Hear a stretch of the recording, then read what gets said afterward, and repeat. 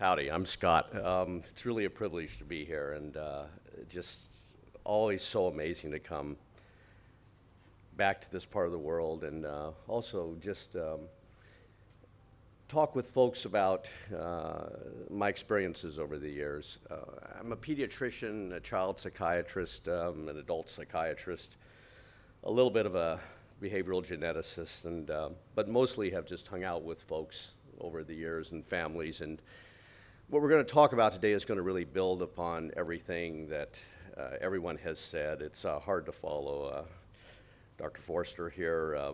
You know, everything that we're talking about relates to just really making you folks experts in terms of understanding the experience of people with Prader-Willi syndrome. And what I'm going to try to add to that is something that over the last several years has become really important to me, which is just understanding social relationships and understanding how we all do that and how we all do that differently. But a lot of what we're going to talk about today has come from just over the years talking with people, hanging out with people with Prader-Willi syndrome and doing therapy with them, and just working with folks and listening to their stories, and trying to put that together with what we understand from the literature and from the science, and just try to make sense of where we go from here. I think if we all look at everything, one of the things that's most important to us in our life is our relationships with folks. And I think that's the one thing that I keep coming back here for. This part of the world does it better than we do it in America sometimes. And I think people with Prader-Willi syndrome, we often get lost in sort of all the other stuff that we talk about in the science and things, but I think it really is a major challenge and really a major way to sort of integrate all the things that you've heard about from everybody else. So let's get started. The only other thing I want to say so that you have some context, and most of my life's work has been putting together healthcare systems for people with developmental issues. We put together the first medical home for people with developmental disabilities in the States, and that combined general medical care, so primary care for individuals. It combined mental health care, it combined habilitative supports, behavioral supports, and put all the funding streams together, and really allowed us to get to know people very well from really birth to death. And the cool thing now is that we get to know you folks very early, often at birth, and when the diagnosis is made very early on. It was really quite a remarkable experience. Had a great team of people to work with, and we learned a lot from it. So a lot of this comes from that. Let's launch into things. Those of you who know me, even though I'm stumbling this morning, trying to figure out where to go from here, or know that I talk too much. I always have too many slides, and I'm going to apologize. We will make these available. I'm not sure if we can put them on the website, but I'm certainly going to put them on the website. So I noticed that all of you take pictures and stuff. You shouldn't need them. You should have access to them off of the website. So hopefully we can just fly through some things.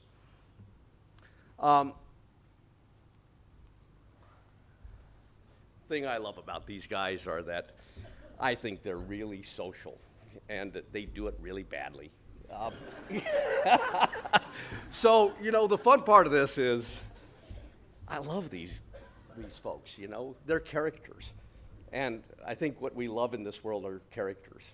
I'm a character. I get away with it. Most of us get away with it. But I also get in trouble for it like 500 times a day. There's some of the few folks who beat me on that, you know? I mean, they do it really well, and they do it with a lot of flair, a lot of intensity, and that's what I love about working with these folks. I have done a lot of work also in autism, as most people in this field have, and this is something that not everybody agrees with, but my experience is that many times when you add the whole picture up, the challenges that folks have, if you match age, all the other sorts of things, IQ, the challenges that people with Prader-Willi syndrome have are often much greater than what we see with folks who have a similar degree of autism. And that's just my experience. I think the literature and the science is beginning to help us understand that. The challenge is, though, you say autism nowadays, and people get that. Outside of this small world, though, we talk about Prader-Willi syndrome, and people don't understand what that is by and large. And so we're going to borrow a little bit from that, a little bit from that momentum. Autism, the core deficit is that of social skills and social reciprocity. And I think if we look at that and apply that to Prader-Willi syndrome, I think hopefully this will begin to make sense to you. So we have a lot of questions. What I do think is that all this really affects everybody, including the person who has the syndrome and also everyone around them. I think, to summarize my whole lecture, is that, and this is an exaggeration, but this comes from the stories I've heard from people over the years, is that they're pretty much always stressed and always frustrated. And I think that that's something that is really important when you begin to understand their experience of the world and why social relationships are sort of difficult. Everything that we have talked about here, though, to do to decrease this is really what it's about. If you can decrease the stress and the frustration, I mean, people really do a whole lot better in all areas. I'm going to throw some art in. This is from the 30s. This is Otto Nuckel. This is, I think, I've seen tremendous change over the years from the isolation that people originally felt, but this is just a lead engraving from that time period. I had a young woman who I took care of for years, got to be friends with. Her name was Betty. And I have a lot of books, and she pulled a book off my shelf, and she grabbed it, and she had a higher IQ than average, but pretty sharp young woman. And she pulled it down, and this is an illustration from that book. The book was Frankenstein. And she said, after she looked through this, she said, "This is me. I'm a monster." And I bring this up because I think it really is important that you understand that we talk so much around what our perceptions of folks are, but to really understand the experience of some of the individuals with Prader-Willi syndrome. This was 15 years ago when she said that, and I don't think she feels that way anymore, because I think we've come a long ways. But at one time, people did feel very much apart and outside of society. I'm excited about our progress. The really cool things. So we got early diagnosis intervention. We've got the science that you guys have become expert in. And that is the key. It's that you understand the science and you understand people's experience of the world. We have so much going on with all the things that are happening. And we also are beginning to understand the complexity. If I were you folks, I'd be overwhelmed, because I am overwhelmed. It's how do you put all these pieces together? It's really a challenge. I think we're changing as a culture. When we're talking about social relationships, obesity is an issue. It's not something we like to talk about, and that has changed dramatically. When I first started this, two things were the outcome of this syndrome. One, people with the failure to thrive early on, those kids never made it. Or else, I can remember back 40 years ago when I met the first person that I hung out with this syndrome. I mean, they died in their early 20s of morbid obesity. And so there's been a huge change over time, and it's so exciting. But I think our culture still struggles with the ideas of body image, weight, and that has changed so much. And it's so exciting to see the things that growth hormone and other things have done that you've heard so much about.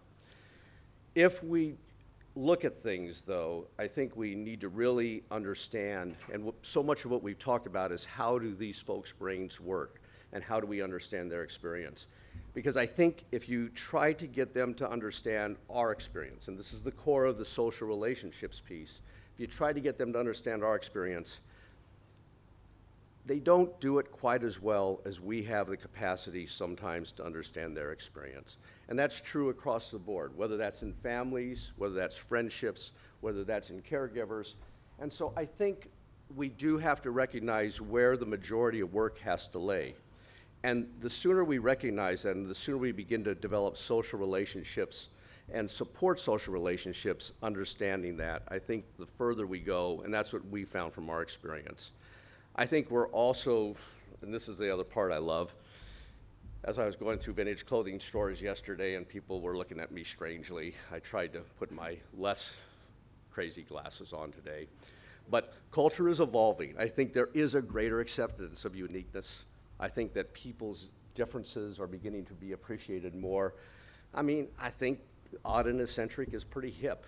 And that's actually partly what we begin to do to sell folks and market folks. And I know that's an interesting concept, but it really is important to begin to actually recognize these things as strengths and help other people understand how remarkable these folks are.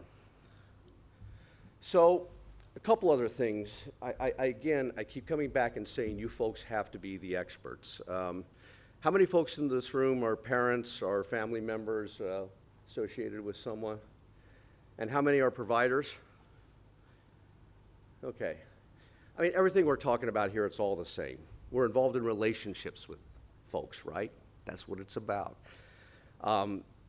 It's just so interesting that also, although I think we have a huge way to go, I spent 12 years in part of what I did as the medical director for our human service agencies in the state of Utah.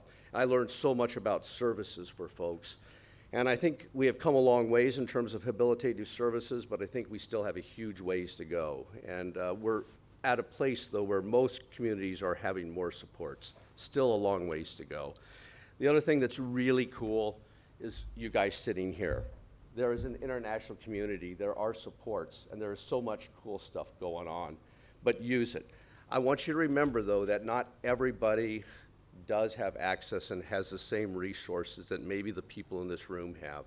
And I guess part of our challenge is going to be how do we reach out to individuals who don't have the same resources and families who don't have the same resources. So we'll take a look at that. Okay, I'm going to get in trouble.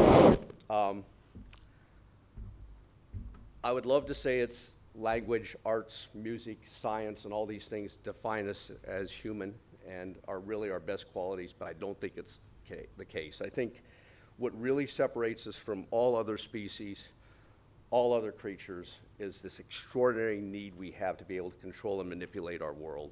I believe if you look at the history of mankind, that's probably what is so unique about us. Now, that may be challenging to some people, but if you stop and think about it, it really is something that is amazing about what it is to be human.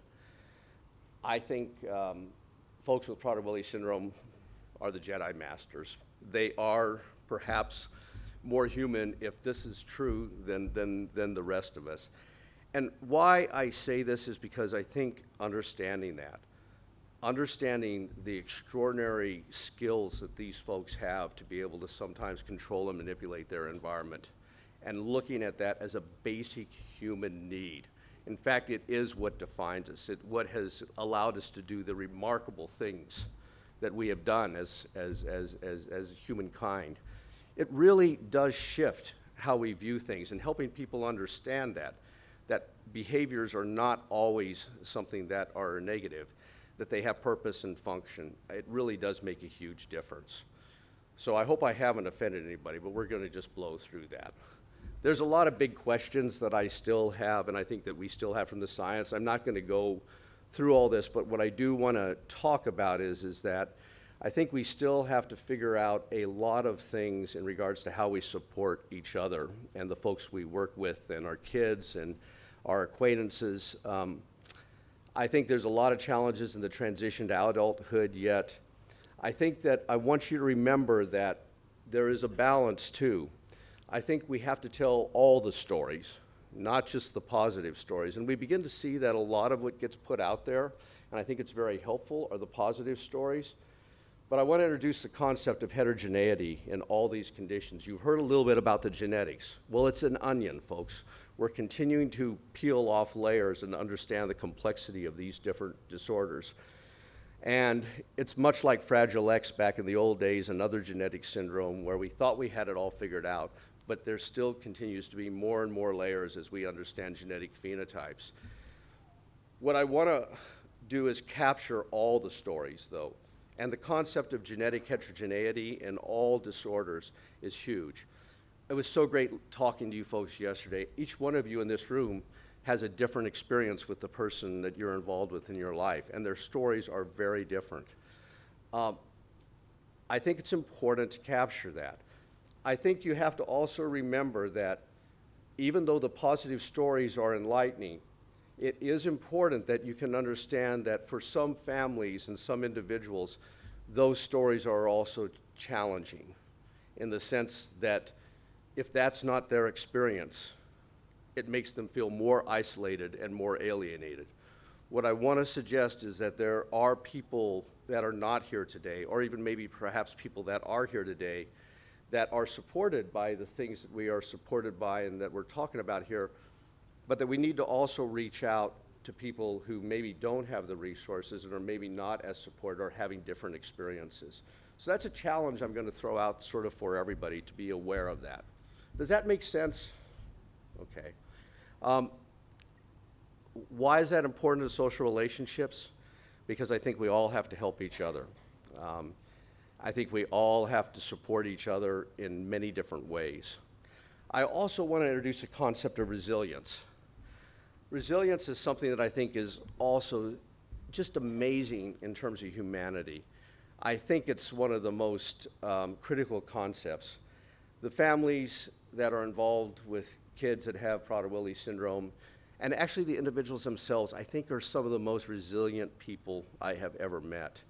I am just amazed that these kids and adults just keep coming back for it. They just keep going after it, and their persistence, as everyone has talked about, it is an amazing quality. That resilience is a beautiful thing. It's also the thing that drives many of us crazy and drives many of them crazy in the sense of dealing with it. But it is a beautiful thing. Many families are very resilient, but many families are not. And again, this is the opportunity to remember that different people need different types of support. I'm going to blow through a couple things here, but again, if we define for most of us what is really important in life, I think that social relationships are probably way up there. There's been actually research done on this. Safety of environment, meaningful work, future prospects, all these things are really critical for all of us, even individuals with Prader-Willi syndrome. But the social relationships, I think, as I've listened to people over the years and as they get older, that's what they talk about. Their grief and their loss is about not having the relationships that they would really like to have in their life. They're not talking about what cake they didn't eat, what food they didn't eat. They're talking about the grief and loss about those things. And that's why I'm beginning to really try to focus on these things even more. So, if we look at social relationships, where does it start? Well, it starts with the primary caregivers. A kid is born into a home, right? And many different caregivers are often involved. It's not just mom, it's not just dad. But the bottom line is that we have to understand that genetics is powerful, and you've heard a lot about it. Genetics absolutely drives development, particularly in utero.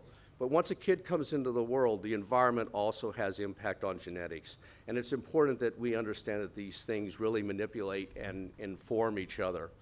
So genes influence behavior. Behavior has an impact on the environment. The environment has an influence on the genetic expression, and there's a big circle here. And I want you guys to understand that none of this stuff is fixed. So how we go about these things, all the things we do to make people less stressed and less frustrated and more effective in their lives, actually has impact at the genetic level and at the feedback level. So we do impact these things, and it is important. It is not as fixed as we maybe present it sometimes. I am going to make a couple comments. Sometimes this offends people. I apologize again. But I learned this from autism, and one of my buddies, Sally Ozanoff, told me this, and it stuck and helped me very early on. But I think you have to not only just really like and enjoy the individual, because each person is an individual with Prader-Willi syndrome, but I think you also have to fall in love and be really curious about the Prader-Willi syndrome. And I think you have to fall in love with that piece too. If you can do that, then I think all this becomes much easier. And it's a weird concept, but it is part of who the person is. It is not who the person is. And so it's a really important piece. But I think it's been very, very helpful for caregivers, for siblings, for future friends, and just to help people understand. And that's what we've been doing this last couple days, is helping you guys, I hope, just be fascinated by what you've heard and the complexity, and it's quite amazing. I do think, again, there's a larger range of experiences than what we as scientists often present. But again, I think listen to other people's stories. So let's start at the beginning. A kid is born, and most kids now, in most cultures, when they're born and they're hypotonic at birth, one of the things that's thought about is Prader-Willi syndrome, and those tests are available in many different places. So we get that diagnosis very early on. What impact does that have? Another part of my life is spending a lot of time thinking about ethics. We think at this point that this is a wonderful thing, and it is a wonderful thing. The earlier we diagnose things, the quicker we can start interventions. But there's huge issues that it brings up also. It's not an easy thing to get that diagnosis as a parent. And I just want you to know that there are supports out there, and there's a lot that goes on, but it is a huge challenge. And there's actually very few disorders where that actually happens, where you not only know something, but then you are given and laid out a whole history of what may or may not unfold. And part of that is very challenging for parents. It's very important that folks understand that. I think those of you who are parents do understand that. There's grief involved. To having a child without developmental disabilities. There's also joy, but there's grief. There's fear, there's worry, there's what's going to happen in the future, and all those things. And these things do impact the first core relationships with the parents. There's that challenge of just balancing energies. There's only so much energy that you have as a family, and how do you balance those things, and then the impact on the other kids. Parents are pretty amazing. I think shifting to appreciating really small goals and celebrating the success and accomplishments is really a major focus, and it's something we work with parents about. And I think we also have to all change our parenting style and learn new skills or different skills, and that's not simple, because the reality is when most of us have kids, we don't have any skills anyways. We just make it up and try to figure it out. But this is a whole different league, right? It's a whole different league. There's all different kinds of other things that come into this part of being a parent. A lot of what we do is just not work with the parents, though. The clinics and the services we developed, we also treated and took care of the parents' mental health issues, and also allowed the siblings to come into the clinic and provided services. And what we learned from those experiences over the years was the experience of the family. And I think it's just so critical that as we're talking about the first most important relationships that build the foundation for all other relationships to come, this is where it starts. Strong families have these characteristics, and I'm not going to read through them all, but again, this is what we want to build in our own families, but also want to help other families with developing that perhaps do not have the same inherent strengths.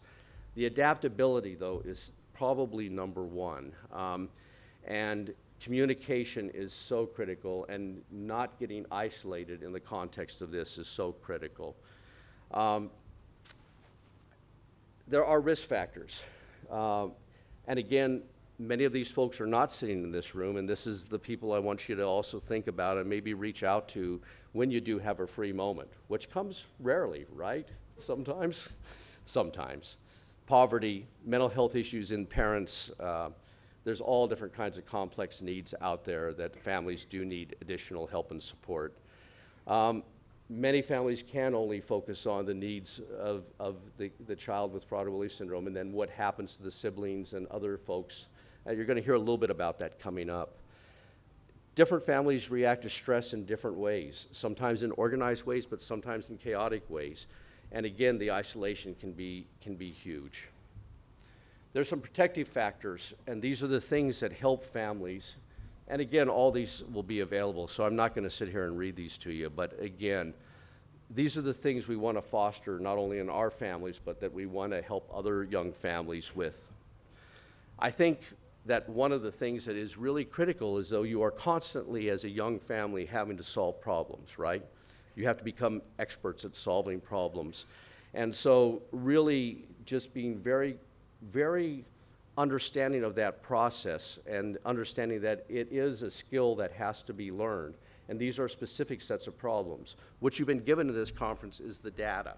You've been given a lot of information about how to identify what the problems are, but then to begin to look at some solutions. Again, I think it's as simple as this, though. Ultimately, our goal, and this is the goal of anyone involved in a relationship with someone with Prader-Willi syndrome, it's to understand really that person's experience, and then to help them understand that, and then also understand the experience of other people towards the individual. Because I think we don't live in a vacuum. Social relationships are reciprocal, which means that they go back and forth. So it's not just understanding the experience of the person that is affected, it's also understanding the experience of other people around that are in relationships and giving equal weight to all those, because they all are meaningful, and relationships are not going to move forward unless that happens. So this is a summary slide of pretty much everything that everybody has said, which is a mess. I don't think it's simple. We keep talking about people having temper tantrums and behavioral outbursts, and everyone has put a different spin on it. But the reality is, folks with Prader-Willi syndrome have all these different things going on, as we all do. But it is often a complex mix of all these things that lead to, ultimately, what we consider to be maladaptive behaviors. I think we try to make it simple, but it isn't. And I think the sooner that one makes a shift from understanding that it's not simple, and this comes back to understanding the person's experience of the world. It's my 8 plumbing leak theory. I mean, I think that that's what happens when you have Prader-Willi syndrome. You got all this stuff going on that's like having 8 plumbing leaks in your house. You may fix 1 or 2 of them, but their house still gets flooded, and their anxiety often still shuts them down. And that's when you see the severe behaviors. So this is the list I go through in my mind, and this is what we've been talking about. How can processing and executive function affect behavior and experience of the world? How do hormones and all these other things we've been talking about affect behavior? Communication is a huge issue. All these things. We all do have behavior problems. Some of our behaviors are adaptive and some are maladaptive. I think we've talked a lot about the product of drives, both genetic and hormonal in this population. The concepts of reinforcement have been talked a lot about, but also the frustration. I think, again, all these things are happening simultaneously. So don't be overwhelmed by it, though, but just appreciate the complexity of the experience, both your experience and the person's experience. I think kids have to have, though, a lot of confirming and approving responses. So there's been a lot of talk about positive behavioral supports and how do we work with folks. And this is how kids develop healthily. Healthy development, you know, and our goal here is, right, for folks to have great self-esteem and to be able to control their anxiety and learn some techniques around that. The concept of empathy is a really interesting one. It's defined technically as the ability to perceive the internal frame of reference of another with accuracy, which is a fancy definition. But the bottom line is, it's the ability that we have to recognize the immediate emotional perspective of another while we maintain our own perspective. So one of the things in Prader-Willi syndrome is that it's hard for us to do that, right? That's why we've been spending so much time. What's going on with this person who's just shut down or having a tantrum? But it's also really difficult for those folks, people with the syndrome, to also understand our experience. And I think that theme has been coming over and over again. And I think we really have to just pay attention to that. Empathy is something, though, that I think is learned. I am not sure it's an innate human quality. And so I think teaching empathy to both individuals with Prader-Willi syndrome and also individuals involved in their lives is really an important piece. And that comes from understanding each other's experience. I do believe it is something that is teachable, and I think that that's one of our cores. I just threw this in because it's fun. This is an empathy cycle. This is how you develop empathy, and it's ridiculous because it's just laid out. But what I guess I put this in for is that in folks with Prader-Willi syndrome, this cycle does not work well. and how do we help people learn how to develop empathy, it's a very, very major challenge in terms of relationships. What we've really been talking about, and all these genetic studies and all the other things you've been talking about, is temperament.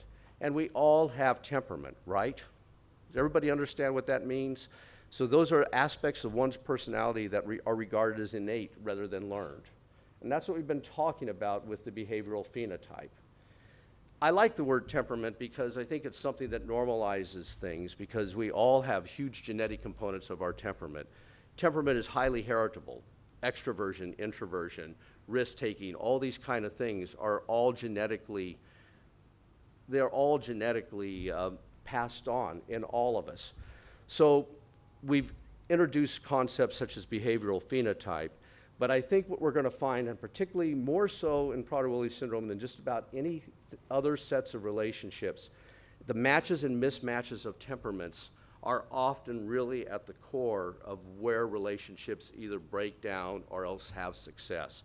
So paying attention to that, not only in terms of being honest with yourself as to what those matches are if you're a parent, but also in terms of potential friends, but teachers and other caregivers, understanding those matches and mismatches. I will argue that the majority of people, and we were talking about this yesterday, I think, and this is for the caregivers, it probably takes more education. There's actually studies out there that suggest the amount of education that's needed up front in individuals and serving individuals with Prader-Willi syndrome is greater than any other syndrome. And I believe that to be true. I also believe if you take 10 folks who work in the industry, all really great people, there's maybe one person there who's what I call a natural at it. And I would even suggest that maybe we need to just talk more honestly about these things, because I think that's the fit. And that applies to teachers, but it also applies to potential friends that we are going to develop relationships with. It's probably true for all of us. You know, some teachers I got along with, other teachers I spent every day in the principal's office. You know, matches and mismatches of temperament. That's true for all of us. So always pay attention to this and understand when we're talking about genetics of this behavioral phenotype, that's what we're really talking about, is the person's temperament in many cases. Thomas and Chess talked about temperament characteristics, and I just throw this in since you'll have this slide set so you can begin to think about these things and begin to put them in the framework of all the different things you've heard from all the different lecturers. But these are the things that help define temperament. And when do we know what our temperament is, and when the other person that's across from us in the relationship, how do we know temperament? Well, it's when people are stressed that those things flare, that we begin to understand who that person is from a temperament standpoint. So all aspects of temperament amplify with stress. I think that so many people have done such a great job in terms of talking about anxiety and what anxiety does to all the things that you learned in regards to processing, particularly executive function and all the other processing differences that you have in Prader-Willi syndrome. Remembering, though, that there's huge heterogeneity across the population. But the bottom line, this stuff is true for all of us. When we get anxious or when we get stressed, our brains go offline. It feels bad, our perseveration increases, compulsive behaviors increase. These are things that don't just happen in Prader-Willi syndrome. But if you have core challenges in these areas, and then you get stressed and anxious on top of that, their brains shut down. And how often do you see that? That is what we see most of the time. We sometimes see that with just an impasse, and we sometimes see that with a tantrum or other behaviors. But it's a person's brain shutting down. And so what is so critical in all relationships, it's to really prevent that anxiety from getting to the point to where a person's brain shuts down. And that's true for all of us, because when we're working with folks, our brains shut down, right? How far into it we get? Well, a lot of that's our temperament, but you know, our brains shut down too. And then it's just a complete impasse. And that's where we never want to get to. So this is my list. This is what I choose for all of us and what I try to find and what I try to emulate. But the bottom line is that most of us aren't, we might have 2 or 3 of these things out of this list, but most of us don't have all of these. But when we're looking at potential friends and we're looking at other things that really make a difference, these are the things that you really want to have the skills if you're going to work with someone or raise someone with Prader-Willi syndrome. Object relations. I've been joking, I'm an old guy and I've been teaching psychodynamic theory, but we're going to talk a little bit about something that I think is really important. This is for families, but it goes throughout all relationships in life. So originally, when a kid's born, their first relationship, and this goes way back, is with the breast, right? That's where you get milk, other sorts of things, encouragement. So the concept that you can attach not only to a person but to an object, I think, is something I want to introduce here. And this will make sense in a second. There are others in the crowd here who perhaps attach to other objects, right? I've got one resident who fishes, and he's attached to fish. So what are the objects of attachment that develop very early on in Prader-Willi syndrome? It's this good stuff.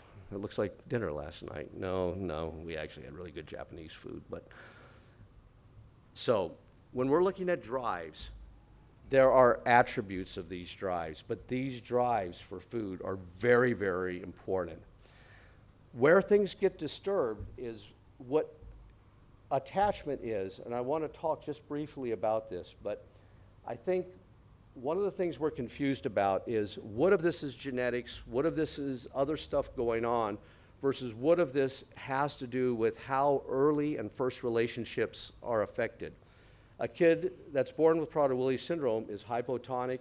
They actually have, technically, when I put my pediatrician's hat on, failure to thrive. And those kids are actually not as emotionally or physically responsive as other kids. And that really makes it hard to be a parent. Janice was talking yesterday about an experiment or a thought to help, how do we help parents cue to actually the fact that your child is actually excited to see you or acknowledging your existence. And you, I don't know if you, did you talk in one of your lectures about the little glow light? Yeah, but just, I mean, to put a little glow light on the child that monitors heartbeat because the kid's excited, but there is not giving you other cues. I mean, there's so many great stories and things, but the bottom line is it's not simple. When you have a child that's failing to thrive, it's not simple. And you have to be very conscious as a parent to actually be very present and to work on those early attachments, because that's really the core of where things happen. As the hunger kicks in, though, it goes to the other extreme, which is that the attachment often becomes for the food, and that gets in the way also of the attachment with social relationships. So this is the core stuff, and as we're working with families, and I think this is the basis and the foundation for everything else that comes from here, as we're working with families, we're really focusing on, first of all, how do you do something which is hard, which is attached to a kid who is maybe not as interactive as you would expect. How do you do that, and how do you make sure that their needs are being met, but there is also some tension so that they can learn and grow? And then how do you also, as a parent, negotiate that shift when the hunger kicks in and the drives kick in? It's a very difficult thing, but it affects the attachment very dramatically. There have been some studies looking at attachment and style of attachment. And what is attachment about? Well, attachment is about our sense of safety in the world in context of social relationships. We attach with our caregivers, and then once we feel safe and secure with that, we go to our extended family and siblings, and then we go out to the rest of the world. What I'm going to suggest is that because of the extraordinary dynamics of development in Prader-Willi syndrome, that those early attachments often, even though we're doing the best we can, if we're not aware of it and we don't figure out how to do that better, that probably is why, in part, that some of the challenges socially that folks have as adults are there. Because that's where we learn and that's where we feel safe in the sense of the world. I do think as we've worked with families that we can do this a whole lot better, and we'll talk a little bit about that. So the bottom line is that I think many kids, though, and I don't want to give the wrong impression, we learned this lesson in autism, many kids actually do attach and do feel very attached to their primary caregivers. But it's changing and it's dynamic and it's very, very complex and very difficult. So the first 5 years are so critical in regards to this. And again, temperament matches and mismatches, but the bottom line is it is about the sense of safety and relationships, and this is where it all starts. I want to introduce one other concept of optimized frustration. How kids learn in social environments and in everything else is that they have to have their needs met, the concept of a good enough parent, but they also have to have frustrations that are tolerable. I think this goes back to my first slide, though, which is what is the experience of a person, young person with Prader-Willi syndrome? The frustrations around food and other things create such a sense of stress and frustration that it is not optimized, and that often does get in the way of relationships with other folks. Is this stuff making sense? Yes. Okay. It's a very important concept because it's really the basis that we build on for everything else in terms of how do we put relationships together. I do think that optimized frustration is what we want to create. And that's where finding the balance between degree of control over food and all the different paradigms that are used. That's why we sometimes do remove food for some kids, because it does provide something that takes that out of the equation so that their level of frustration is not always at such a high state so that other parts of development can continue. So moving on. Looking at developmental models, all of us have development. We have 3 spheres. We have social development, we have emotional development, and we have cognitive development. Folks with Prader-Willi syndrome have challenges in all 3 areas. And again, the experience is quite different. This is just a long list of things that we have learned over the years from the stories that we've heard. Again, you know, I think folks with Prader-Willi syndrome are very social often. They really have a strong desire to be like their peers. As puberty rolls around, they want boyfriends, they want girlfriends. All these things are very, very, very, very, very strong. And we have to do, as we're helping our kids and helping those we care for develop and negotiate social relationships, we really have to help them with every aspect of that. And again, it comes back to not unlearning things, but learning new paradigms, as you so well talked about. You know, you have to teach a new paradigm, a new context, and a new set of behaviors. And that's where we're going to talk about social skills and social stories and a bunch of other things. So I'm not going to go through all this, but I just want you to understand that this stuff is stuff that you've been seeing that's been repackaged, but these are the things that people are dealing with. What it does come down to ultimately, though, if a kid can feel safe and secure, and those attachments can happen, the person begins to develop a sense of themselves. And that's the one thing that actually gets very distorted in some folks where things don't go well.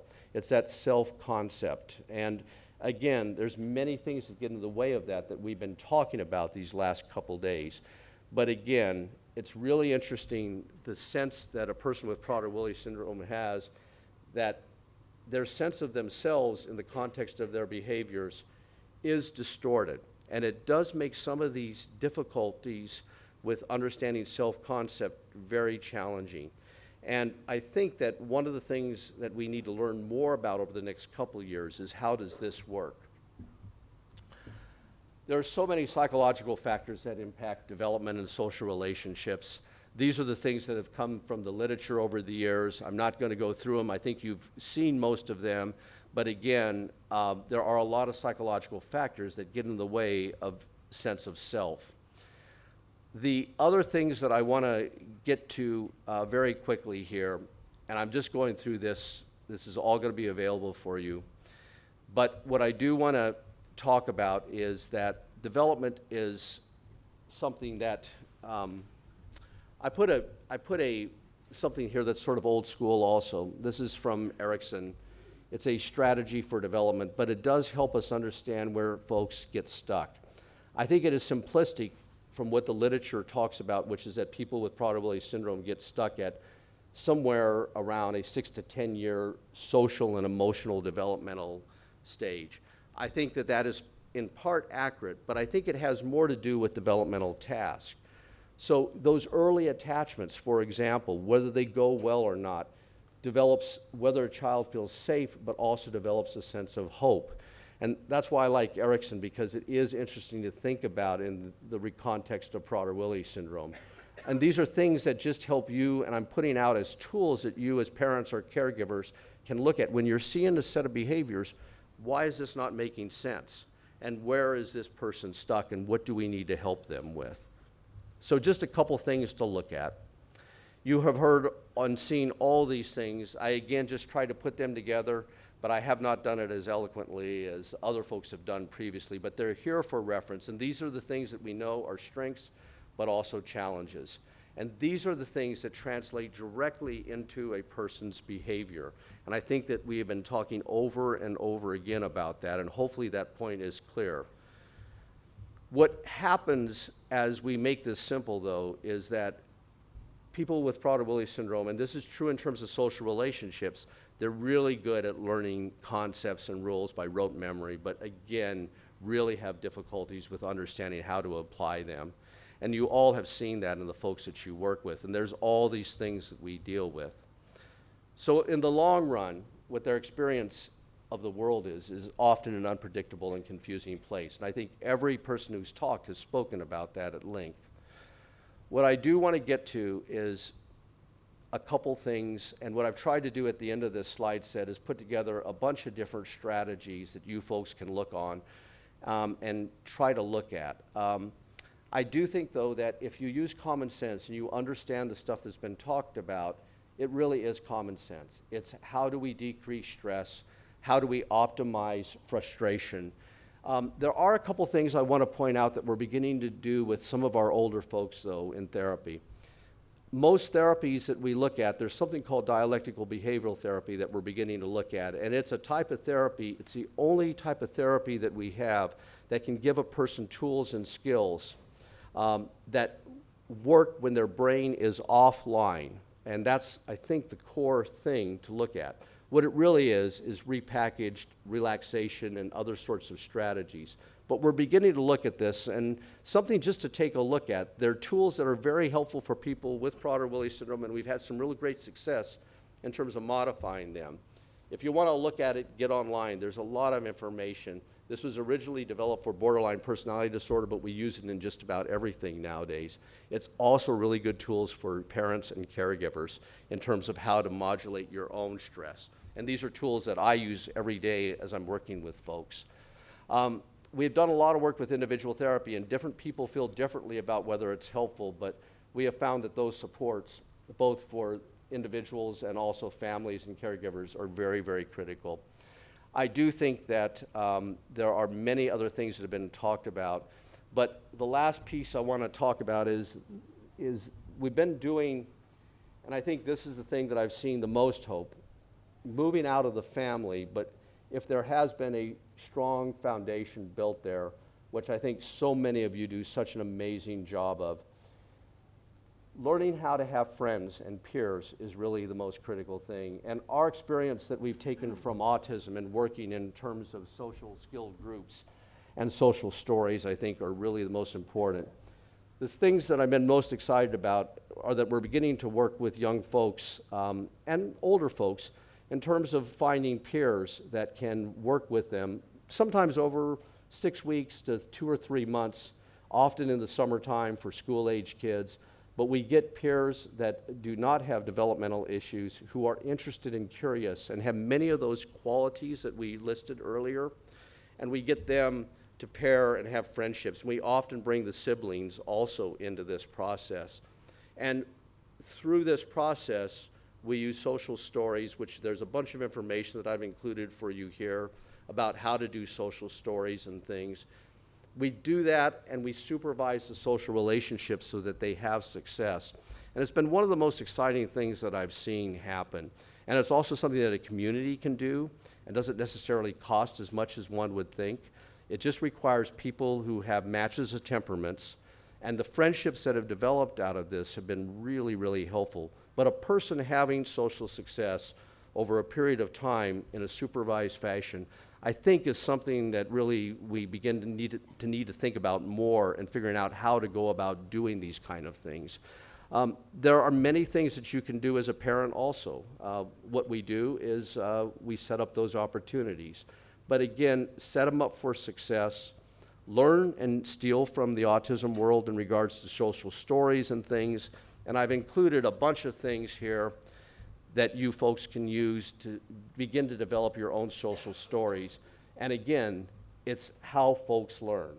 You put a new story together. You don't try to help people unlearn their behaviors. You don't get negative about it. You help people learn new strategies. And you hope that those will begin to generalize as you add them together. And that's really how you learn how to do whatever you need to do, whether it's to have a friend, how to date, or how to do whatever a young person wants to do. So, again, my apologies. There's a huge amount of information here. We will get it to you. But I just really wanted to introduce the concept and the focus that relationships start at birth. Relationships have to be solid.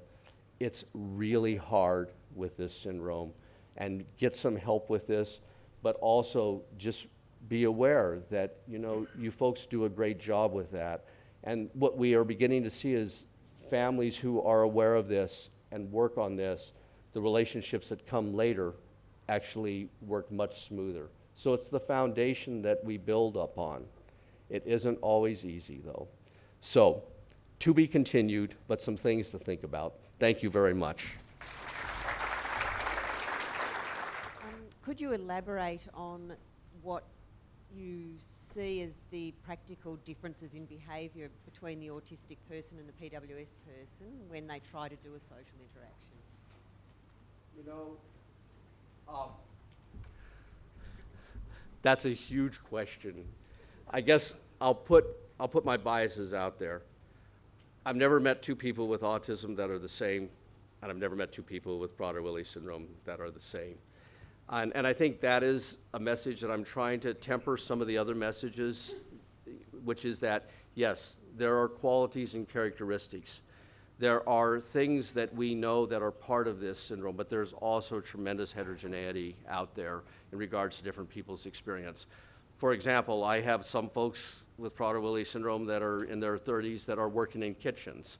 And so it is a very changing world out there in terms of how we accommodate things. I think, though, to answer your question, there are many schools of thought and many different camps in this, and this is something that, to be honest, hasn't been sorted out. What I will go is to some of the studies that I have listed that you can look at a little bit better. But I remember many years ago talking with Kathy Lord and Michael Rutter, who were one of the two sort of founders in terms of looking at early autism and social relationships. They've developed a tool called the ADOS, which we are beginning to use more in Prader-Willi syndrome all the time, not to diagnose autism, but it's a structured social interaction and play interview that has 4 different modules depending upon language. As we do that with people with Prader-Willi syndrome and with autism, it gives us the best glimpse in real time of what we have in relationship to other people, how a person functions in terms of social reciprocity, the back and forth, how a person imagines and plays, and many of the other things that make social relationships very, very both rewarding and interesting. What is quite remarkable, and Kathy Lord said this many years ago when it was just getting rolled out for autism, she said, "Scott, you know, I think we should do this on everybody." But as we've begun to do this with folks with Prader-Willi syndrome, and there's some great articles out there that are beginning to talk about it, the core deficits are extraordinary in both. And there's obviously huge degrees of severity. But I think the experience is different. The challenge is, though, the outcome may be the same, which is that, and again, this is a misperception that people have around autism. Autism people can be highly, highly social. They just don't do it well either. So there's probably more similarities than differences, but I think it's important to keep the separation. There are lots of people out there in the early days who said people with Prader-Willi syndrome also had autism or did not have autism. it's sort of, if you go back to just understanding the person's experience of the world and understanding that all this stuff is complex, it's just really understanding what a person does well and what they don't do well from a social standpoint. So the ADOS is the tool that helps me the most with that, and also just hanging out with folks. But there are core differences, but they're subtle. And it's not a good answer to your question, but it's as good as I can do at this point, so. I just have one question, if you don't mind. You talked about their need to manipulate their environment, being Jedi Masters at those relationships. What's some practical advice on getting us all to find that balance between enabling them to do that to not cause frustration, but not running our whole lives in the way that they need it to? Because you need to obviously balance other family members and other priorities. I think, to be honest, everybody heard that question. I think that is the key. I think it is a different equation for every person, unfortunately. And as we're beginning to understand, even with the genetic subphenotypes, I mean, there's a lot of differences that we're beginning to see even genetic correlations with now. But I think it has to do with just recognizing what works and what doesn't work. It's a trial and error and experimentation basis based upon all the facts though that you have here, but recognizing and have what I call for families the tension meter. And that's true for everybody. As the stress and the tension in the family increases, it's that time to put that problem-solving hat back on and say, okay, what's working and what's not working? And it's not a direct answer, but the mistake that most people make, whether they're caregivers or family members or friends, is not recognizing when that tension and that stress is increasing and getting into that place way too late before changes are made in regards to what's happening.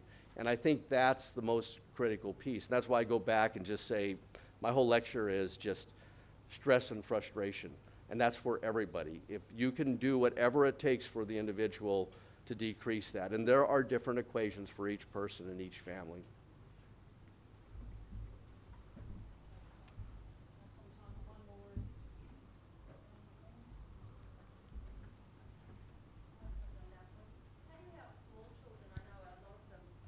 We talk about kids with Prader-Willi being really social, but in fact they can do things like my son will rock up to school and the kids will say, "Hey Cam," and he'll just completely ignore them.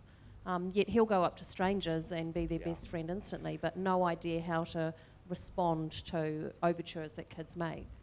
Yeah, I think that's really where the crux happens. You know, a lot of families work it out well in the context of the home. The siblings work it out.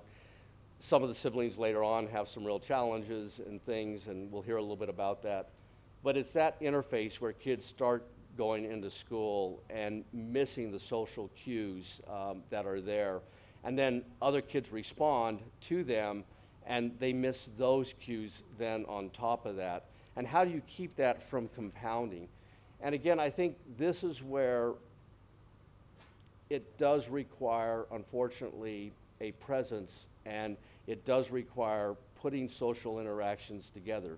You can't always do that in school, but that's what the teachers are doing all the time, is trying to actually modulate so that the level of stress and frustration, both for the kids that are interfacing with the young person with Prader-Willi syndrome, but also for the individual themselves, to make sure that the bullying and the other sorts of things doesn't happen to where it gets on the radar screen. But it is a constant sort of place there. And I think, again, it comes back to really pairing and recognizing and reinforcing the successes, and then using, again, social stories, not being critical, but going over when you observe that something hasn't gone well, figure out a new strategy, a new way, and maybe even help the young person identify some of those cues. When a kid says this is what you do, and you develop your own social story based upon real experiences that the kid is having every day. And I think those things are what really make a difference. It's like Janice talked about, you know, I mean, I loved your table analogy, you know, with, you know, if you've got a problem, you know, you just start over and create a new context and a new paradigm and teach a new behavior instead of trying to fix something that isn't working to start with. And that works so well over and over again. But it's that awareness, and that is the hard part, though, is that the social relationships, particularly early on, there has to be that oversight. And once we see that that is done well, then people begin to have some success. And the kids begin to get fascinated by these kids too. And that's the really cool thing that happens when people don't get too frustrated. But it's difficult. It's a challenge. Okay, thanks so much. Thank you very much.